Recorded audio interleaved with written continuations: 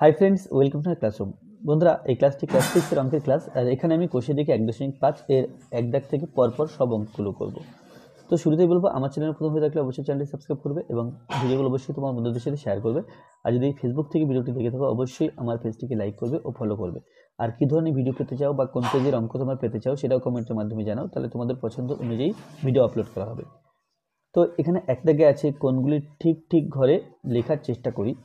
তো এখানে কিছু কোণ দেওয়া আছে এবং সূক্ষ্মকোণ, সমকোণ, সরলকোণ এবং স্থূলকোণ কোন ঘরে কোন কোণটা বসবে সেটা এখানে লিখতে হবে। তো এই অঙ্কটা করার আগে আমাদের প্রথমে জানতে হবে যে সূক্ষ্মকোণ, সমকোণ, সরলকোণ এবং স্থূলকোণ কাকে বলে। সূক্ষ্মকোণ,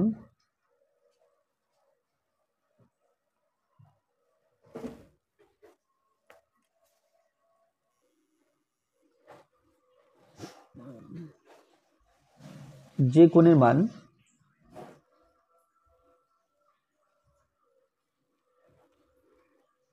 0 ডিগ্রি অপেক্ষা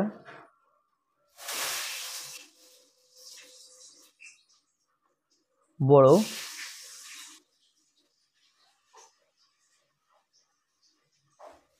কিন্তু 90 ডিগ্রি অপেক্ষা ছোট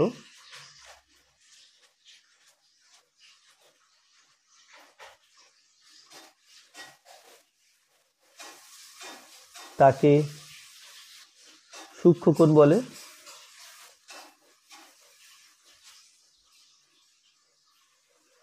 তাহলে 0 ডিগ্রির চেয়ে বড় হবে আর 90 ডিগ্রির চেয়ে ছোট হবে, তাকে বলবো আমরা সূক্ষ্মকোণ।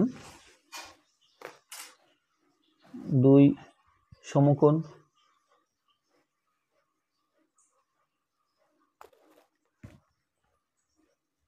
যে কোণের মান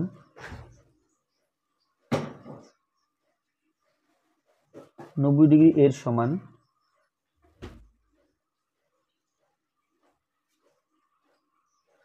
তাকে সমকোণ বলে।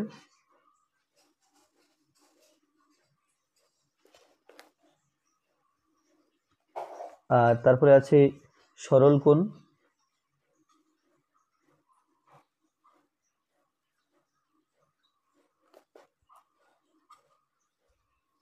যে কোণের মান 180 ডিগ্রি এর সাথে সমান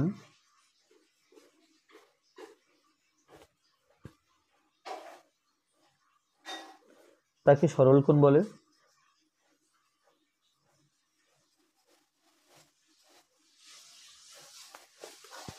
আর যে কোণের মান আচ্ছা, স্থূলকোণ কাকে বলে লিখি। স্থূলকোণ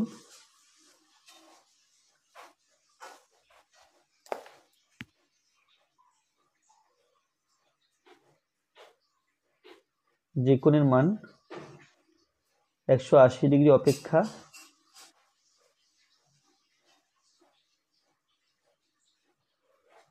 বড় কিন্তু 360 ডিগ্রি অপেক্ষা 180 ডিগ্রি অপেক্ষা বড় না, যে কোণের মান 90 ডিগ্রি অপেক্ষা বড় কিন্তু 180 ডিগ্রি অপেক্ষা ছোট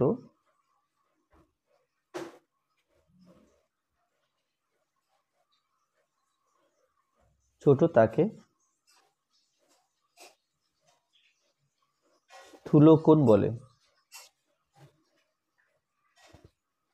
তাহলে কি হলো? তাহলে সূক্ষ্মকোণ 90 ডিগ্রি চেয়ে ছোট, সমকোণ 90 ডিগ্রি সমান, সরল কোণ 180 ডিগ্রি এর সমান, আর স্থূলকোণ 180 ডিগ্রির চেয়ে বড় কিন্তু 180 ডিগ্রির চেয়ে ছোট কিন্তু 90 ডিগ্রির চেয়ে বড়। তাহলে এটা মাথায় রেখে এই কোণগুলোকে পরপর সাজাতে হবে। তো প্রথমে দেখি সূক্ষ্মকোণ।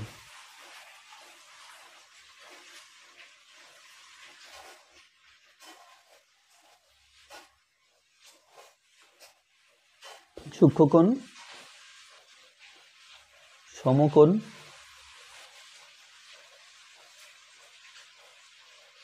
সরল কোণ আর স্থূলকোণ।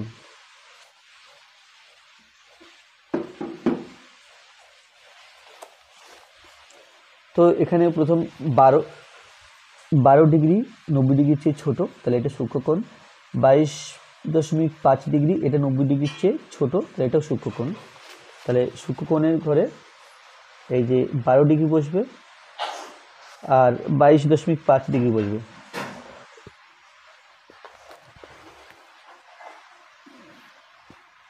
তারপর আছে 180 ডিগ্রি, এটা সরল কোণ। 180 ডিগ্রি সরল কোণ হবে 180 ডিগ্রি। আর তারপর আছে 179 ডিগ্রি, তাহলে এটা 180 ডিগ্রির চেয়ে ছোটো, আবার 90 ডিগ্রির চেয়ে বড়ো, তাহলে এটা হবে স্থূলকোণ। 100 ডিগ্রিও তাই, এটা 90 ডিগ্রির চেয়ে বড়ো আর 180 ডিগ্রির চেয়ে ছোটো, এটাও স্থূলকোণ হবে। তাহলে 179 ডিগ্রি আবার 100 ডিগ্রি, এরা স্থূলকোণের মধ্যে পড়ছে। তারপরে 39 ডিগ্রি, এটা হবে সূক্ষ্মকোণ। 90 ডিগ্রি, এটা হবে সমকোণ। 39 ডিগ্রি, এটা হবে সূক্ষ্মকোণ, আর 90 ডিগ্রি, এটা হবে সমকোণ। তারপরে আছে 69 ডিগ্রি, এটা 90 ডিগ্রি ছোটো, তাহলে এটা সূক্ষ্মকোণ। আর 91 ডিগ্রি, এটা 90 ডিগ্রির চেয়ে বড়ো, তাহলে এটা স্থূলকোণ। তাহলে এখানে আছে 69 ডিগ্রি আর 91 ডিগ্রি।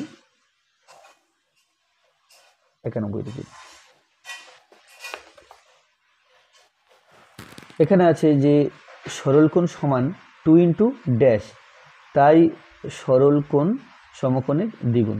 তাহলে সরল কোণ সমান 2 ইন্টু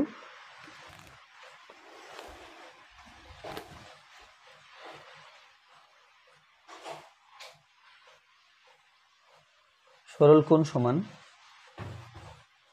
2 ইন্টু ড্যাশ, অর্থাৎ এখানে হবে 90 ডিগ্রি, তাই সরল কোণ সমকোণের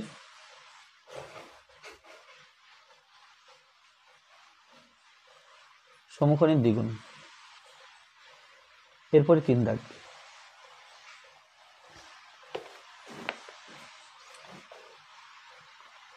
3 দাগে আছে নিচের কোন দৈর্ঘ্যের রেখাংশগুলি দ্বারা ত্রিভুজ তৈরি করা যায় দেখি। তাহলে আমরা জানি যে বাহুগুলো দেওয়া থাকবে, ছোট বাহু দুটো যোগ করতে হবে। যদি সেটা বড় বাহুর চেয়ে বড় হয় তাহলে ত্রিভুজ আঁকা যাবে, আর যদি বড় বাহুর চেয়ে ছোট হয় বা সমান হয় তাহলে কিন্তু ত্রিভুজ আঁকা যাবে না। তো 2, 3 ও 4 সেমি, 2 সেমি, 3 সেমি আর 4 সেমি, এগুলো বাহুগুলো দেওয়া আছে। তাহলে আমি কি করব, ছোট বাহু দুটি যোগ করব। ছোট বাহু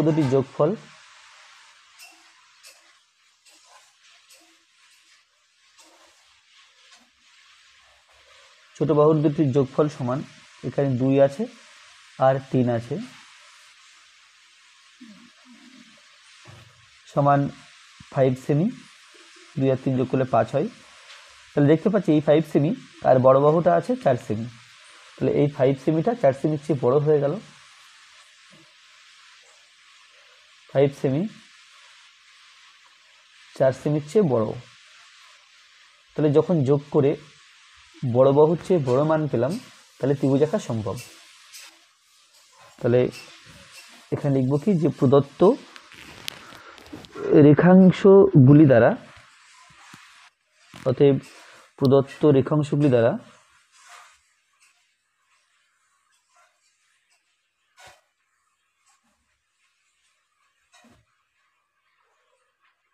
ত্রিভুজ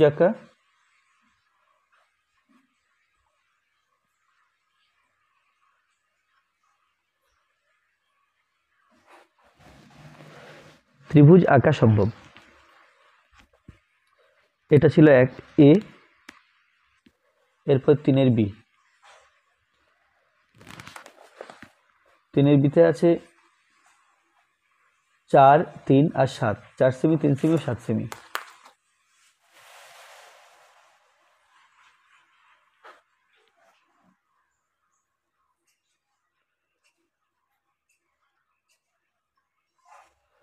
তাহলে এখানে বড় বাহুটাকে চিহ্নিত করি, এটা বড় বাহু। এবার ছোট বাহু দুটো যোগ করব, আর এখানে ছিল এটা বড় বাহু। তো ছোট বাহু দুটো যোগ করব, ছোট বাহু দুটির যোগফল, ছোট বাহু দুটির যোগফল সমান, এখানে 4 আছে এবং 3 আছে, তাহলে 4 + 3 সেমি, 3 আর 4 যোগ করলে 7 হয়, 7 সেমি। তাহলে এখানে 7 সেমি ছিল, 7 সেমি বেরিয়েছে। তাহলে ত্রিভুজ আঁকা সম্ভব নয়, এই 7-এর চেয়ে বেশি বেরোলে তবে লিখতাম কি ত্রিভুজ আঁকা সম্ভব। তাহলে লিখতে হবে অতএব প্রদত্ত রেখাংশ গুলি দ্বারা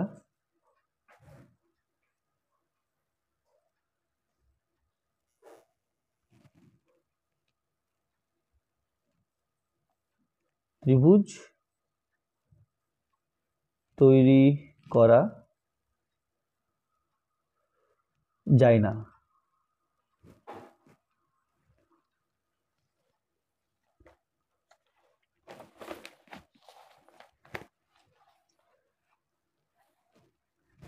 এরপরে 3-এর সি, 3-এর সিতে আছে 1 সেন্টিমিটার, 3 সেমি,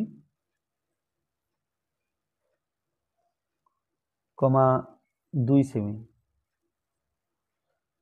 তাহলে বড় বাহুটাকে চিহ্নিত করতে হবে, এটা সবচেয়ে বড় বাহু।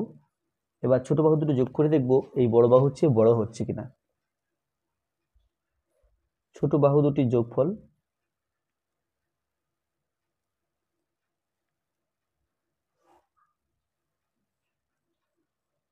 এটা 1 + 2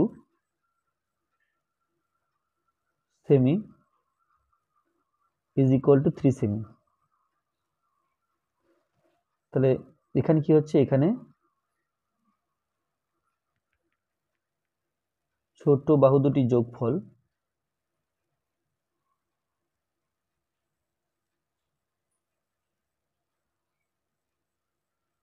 সমান বড় বাহুর দৈর্ঘ্য।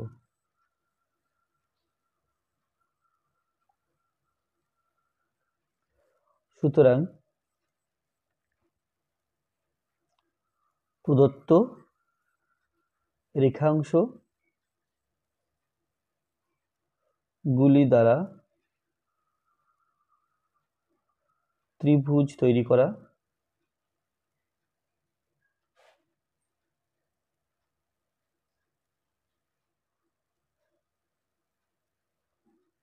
যায় না, ত্রিভুজ তৈরি করা যায় না। এরপরে আছে 3-এর ডি, 1.5 সেন্টিমিটার,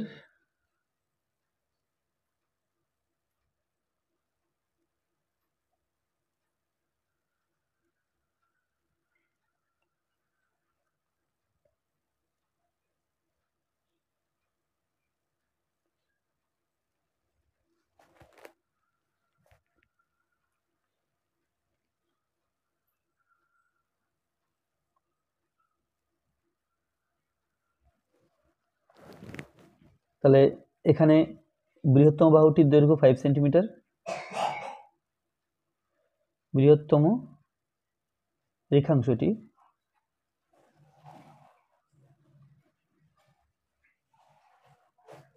দৈর্ঘ্য সমান 5 সেমি। আচ্ছা, ক্ষুদ্রতম বা ছোট, বৃহত্তম মানে বড়, ক্ষুদ্রতম রেখাংশ দুটির যোগফল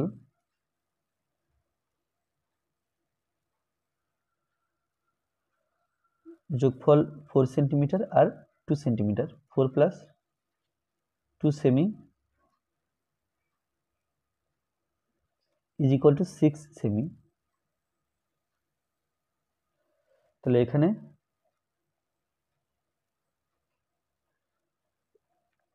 6 সেন্টিমিটার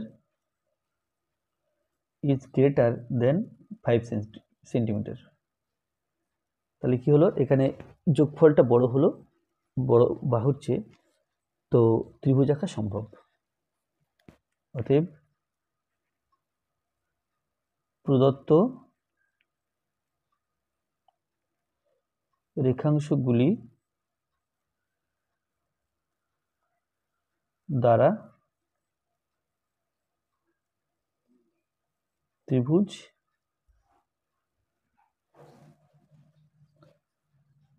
তৈরি করা যায়।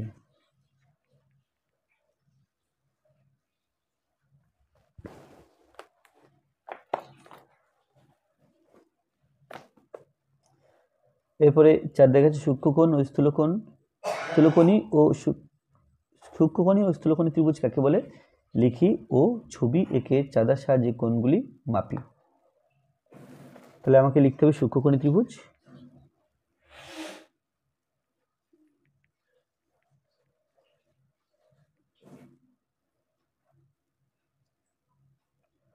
সূক্ষ্মকোণী ত্রিভুজ।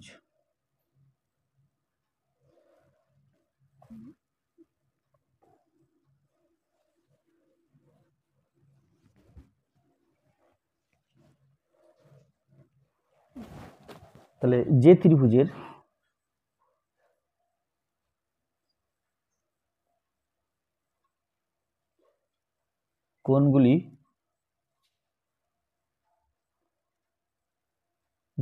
কোণগুলি সূক্ষ্মকোণ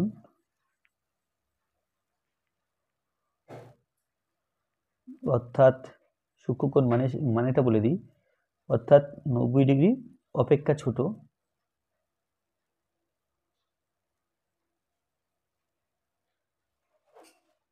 তাকে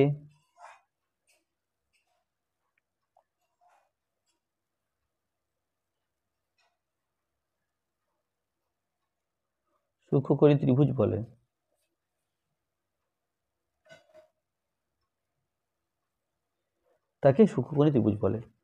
তাহলে এখানে একটা সূক্ষ্মকোণী ত্রিভুজ আঁকতে হবে।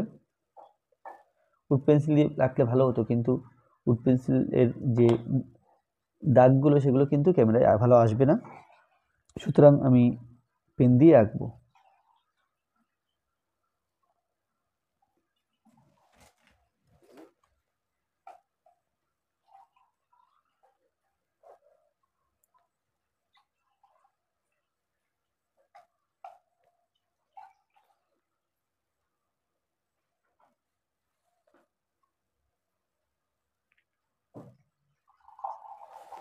তাহলে একটা সূক্ষ্মকোণী ত্রিভুজ এবিসি এঁকেছি। তো এখানে লেখা আছে ত্রিভুজ এ কাকে বলে লিখি ও ছবি এঁকে চাঁদার সাহায্যে কোণগুলি মাপি। এখন এই ত্রিভুজের কোণগুলি কোণটা কত ডিগ্রি সেটা মাপতে হবে। তো কোণ এখানে এই একটা কোণ আছে, এর নাম বিএসি কোণ, বিএসি কোণ আছে। এই কোণটার নাম এবিসি, বিএসি মেপে বসাবো, এবিসি এটাও মেপে বসাবো, আর এসিবি অর্থাৎ এই কোণটা এসিবি এটাও মেপে বসাবো। তাহলে প্রথম এই কোণটা আর কি, এই কোণটা মাপি। তো তার জন্য কোণ মাপার জন্য আমাকে এই বিন্দুর সঙ্গে চাঁদার এই বিন্দু রাখতে হবে, তারপরে যে কোনো একটা রেখার সাথে এই রেখার সাথে চাঁদার এই রেখাটা মিলিয়ে রাখতে হবে। তো আমি যদি এভাবে আঁকি, আমি এই রেখার সাথে চাঁদার এই রেখাটা মিলিয়ে বসাবো, আর এই কোণ এই বিন্দুর সাথে এই বিন্দু মিলিয়ে বসাবো।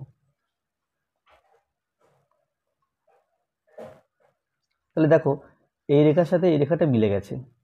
এখন এই কোণের সাথে চাঁদার এই বিন্দুটা, কৌণিক বিন্দু যেটা এই বিন্দু, ছবির বিন্দুর সাথে চাঁদের বিন্দুটি মিলে গেছে। এখন আমাকে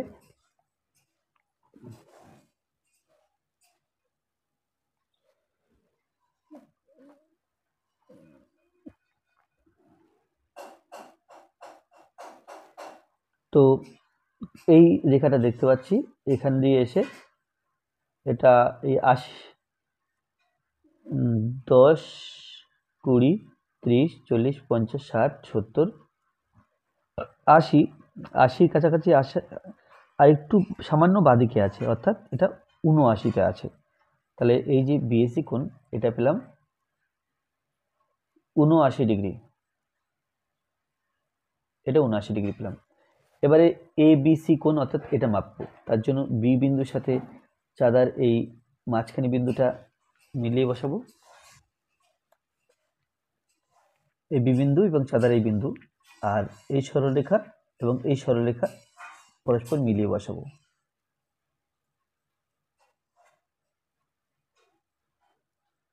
দেখো এই সরলরেখা ত্রিভুজের আর চাঁদার এই সরলরেখা দুটো একদম মিলিয়ে বসালাম, আর চাঁদের বিন্দু এবং ত্রিভুজের বিন্দু মিলিয়ে বসালাম। এখন আমার এই কোণটা মাপবো, তাহলে এই রেখাটা গেছে এখান দিয়ে এ পর্যন্ত, তো এখান দিয়ে গিয়ে এই 70 ডিগ্রি নয়, কিন্তু 70-এর চেয়ে কম। তো আমি যদি 70-এর দিকে দৃষ্টি রাখি, তাহলে পরপর গুনে গুনে আসি, 0, 10, 20, 30, 40, 50, 60, 70। তো এখানে 70 পর্যন্ত নেই, তার চেয়ে কম আছে। তো এটা এখান দিয়ে গেলে মোটামুটি এই পর্যন্ত, অর্থাৎ 70-এর চেয়ে 3 ঘর বাদিকে, 1, 2, 3 ঘর বাদিকে, তাহলে 60 এবং 70, 70 থেকে 3 ঘর পিছিয়ে, তাহলে 67 ডিগ্রি। তো এটা পেলাম, এটা 67 ডিগ্রি পেলাম। এবার কোণ ACB, ACB এই কোণটা, আর সি কোণটা মাপার জন্য এই বিন্দুর সাথে সি বিন্দু মিলিয়ে বসাবো, এই রেখার সাথে এই রেখাটা মিলিয়ে বসাবো। তাহলে আমার বাদিকের কোণগুলো নিতে হবে, বাদিকের মানগুলো নিতে হবে।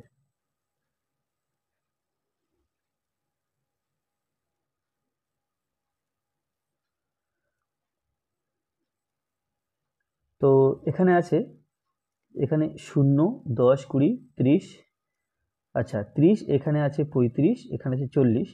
তো এটা 35-এর চেয়ে সামান্য কম, 35-এর চেয়ে সামান্য কম, অর্থাৎ এটা 34 ডিগ্রি।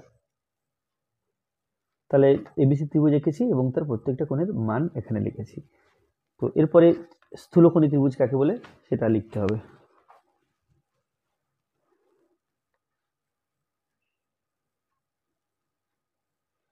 স্থূলকোণী ত্রিভুজ,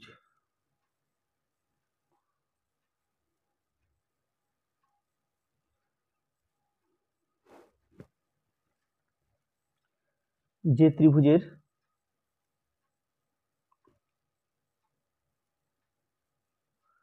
কোণগুলি, যে ত্রিভুজের কোণগুলি না, যে ত্রিভুজের যে কোনো একটি কোণ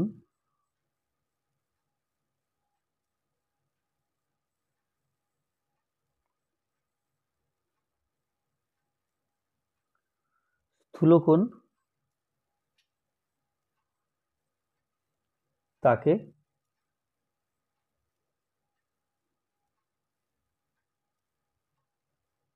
স্থূলকোণী ত্রিভুজ বলে।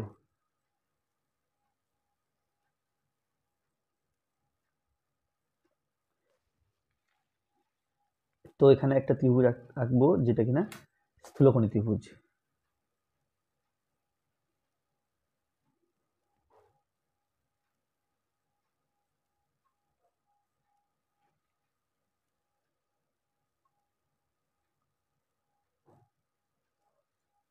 ত্রিভুজটা একটু বড় মাপে রাখলে কোণগুলো মাপতে একটু সুবিধা হয়।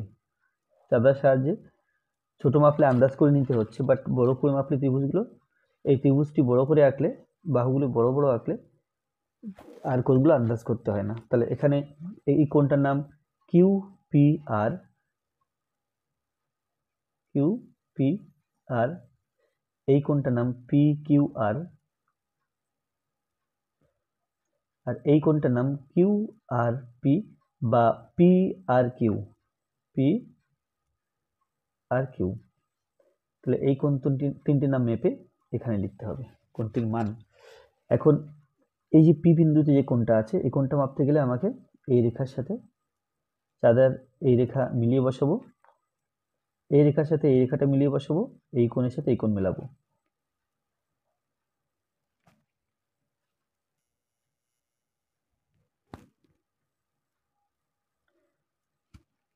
তাহলে হয়ে গেল, এই রেখার সাথে এই রেখাটা মিললো এবং এই বিন্দুর সাথে এই বিন্দু মিললো, ত্রিভুজের বিন্দুর সাথে চাঁদার বিন্দু। তাহলে 0, 10, 20, 30, 30 এবং 30-এর আগের রেখাটার সাথে মিলছে, তাহলে এটা হলো 29 ডিগ্রি। এরপরে এই কোণটা মাপার জন্য এই রেখা, চাঁদার এই রেখা এবং এই রেখা মিলিয়ে বসাবো এই বিন্দু এবং কিউ বিন্দু।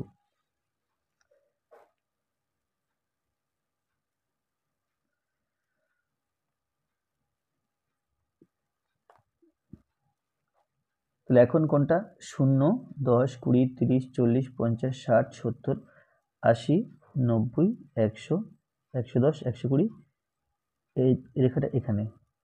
তাহলে 130-এর চেয়ে কম, তাহলে 130-এর চেয়ে কম, এটা হলো 1, 2 ঘর কম, তাহলে 128, এটা হলো 128 ডিগ্রি। আর বাকি আছে এই পি আর কিউ কোণ, এই কোণটা।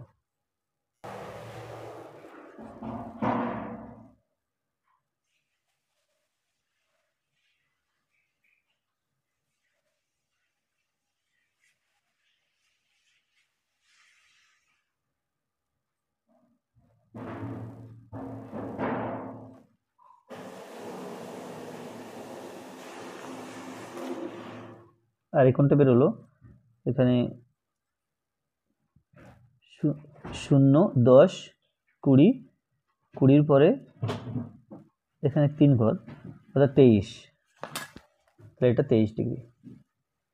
তাহলে এখানে স্থূলকোণী ত্রিভুজ এঁকেছি এবং কোণগুলোর মান লিখেছি। তাই স্থূলকোণী ত্রিভুজ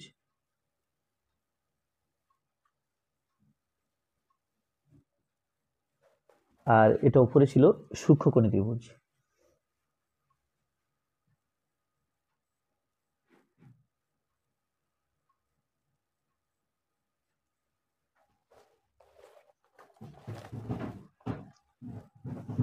এরপরে 5 দেখে আছে পাশের বর্গক্ষেত্রাকার চিত্রের পরিসীমা মাপি। তাহলে এখানে ছবি দেওয়া আছে, এই বর্গক্ষেত্রাকার চিত্রের পরিসীমা মাপতে হবে।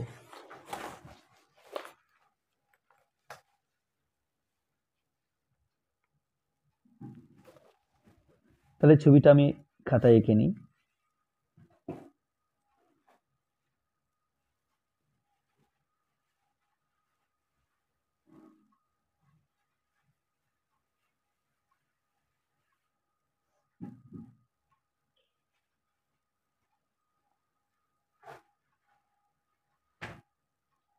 তো ছবিটা মোটামুটি এরকম।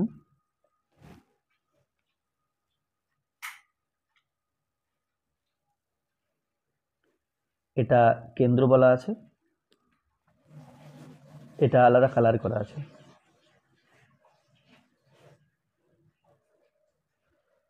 এটা 4 সেন্টিমিটার। আমরা জানি বর্গক্ষেত্রের প্রত্যেকটা বাহুর দৈর্ঘ্য সমান হয়, এটা 4, এটা 4, এটা 4 আর এটাও 4। তাহলে এর পরিসীমা আঁকতে হবে যে এখানে আছে কি পাশের বর্গাকার চিত্রের, তাহলে বর্গাকার মানে বর্গক্ষেত্রের মতো দেখতে, তাই এটা বর্গাকার বলা আছে। বর্গাকার চিত্রের প্রতিটি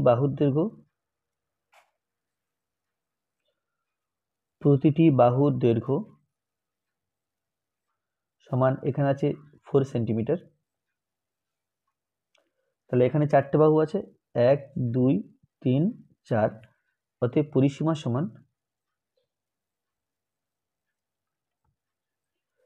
4টি বাহুর যোগফল, 4টি বাহুর যোগফল বা সমষ্টি।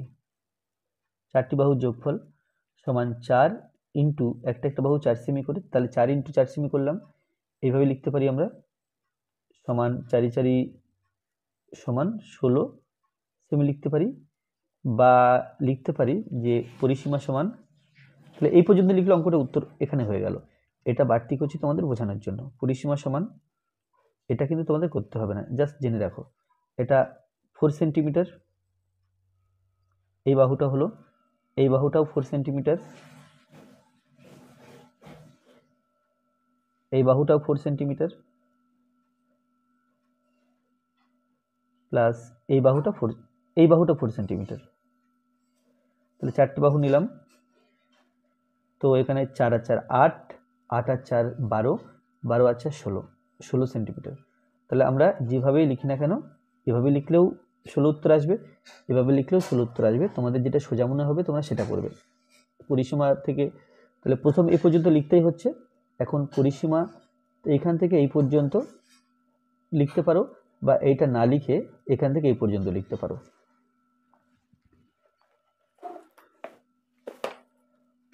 আচ্ছা, এখানে বলা আছে পাশের বৃত্তাকার ক্ষেত্রের ব্যাস সমান ড্যাশ সেমি। এটা বৃত্তাকার ক্ষেত্র আছে, আর এই মাঝখান দিয়ে যে সরলরেখা গিয়েছে এটা হলো বৃত্তের ব্যাস, বৃত্তাকার ক্ষেত্রে ব্যাস।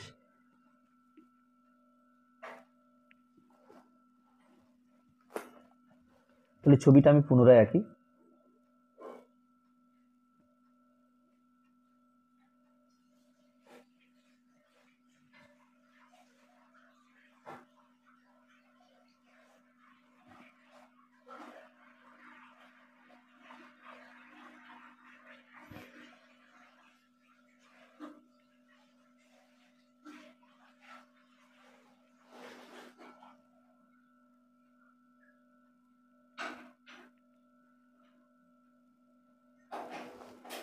এটা 4 সেন্টিমিটার।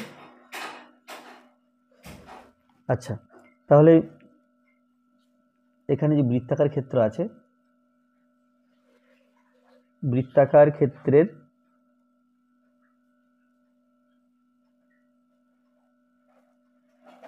ব্যাস সমান, এই যে এটা কি ব্যাস বলা হয়, কেন্দ্র দিয়ে যে সরলরেখাটা গিয়েছে তাকে বলা হয় ব্যাস।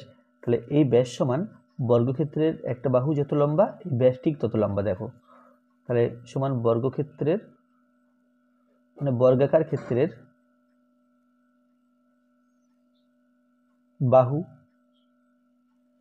বাহুর দৈর্ঘ্য, যেটা এখানে লেখা আছে 4 সেন্টিমিটার।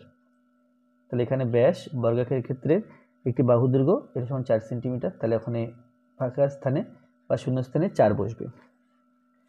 আর তারপরে আছে ব্যাসার্ধ।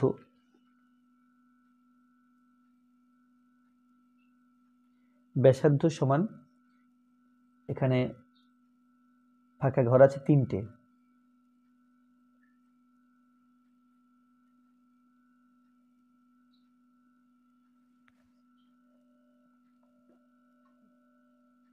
তো ব্যাস যেহেতু 4 পেয়েছি, তাহলে ব্যাসার্ধ হবে 4 ভাজক 2, অর্থাৎ ব্যাসের হাফ। এটা হলো,